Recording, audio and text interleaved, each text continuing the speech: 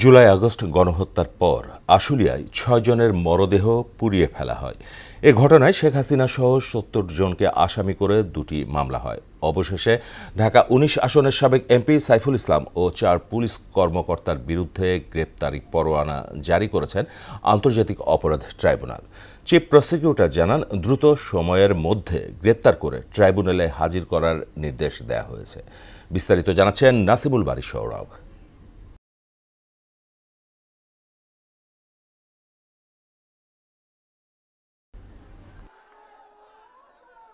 জুলাই আগস্টে ছাত্র জনতার গণ অভ্যুত্থানের মুখে গত ৫ আগস্ট দেশ ছেড়ে পালিয়ে যান সাবেক প্রধানমন্ত্রী শেখ হাসিনা। একই সঙ্গে পতন ঘটে প্রায় ১৬ বছর জোর করে ক্ষমতায় থাকা ফ্যাসিস্ট আওয়ামী লীগ সরকারের। ওই দিন বিকেলেই লাশের স্তূপে তোলা হয় লাশ। কয়েকদিন পর সেগুলো পোড়ানোর একাধিক ভিডিও সামাজিক যোগাযোগ মাধ্যমে ছড়িয়ে পড়ে।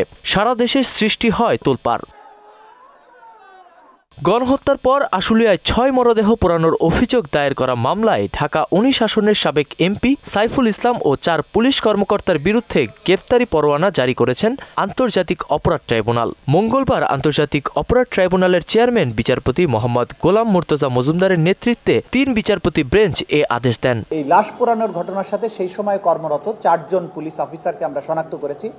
এই ৪ জন আর সাইফুল ইসলাম ঢাকা ১৯-এর এমপি সেই সময়ের, তার বিরুদ্ধে আমরা গ্রেপ্তারি পরোয়ানা জারির জন্য আবেদন করেছিলাম।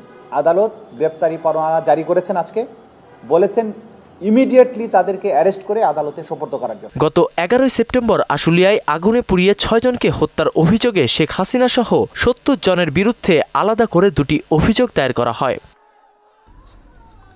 নাসিমুল বারী সৌরভ, মোহনা সংবাদ।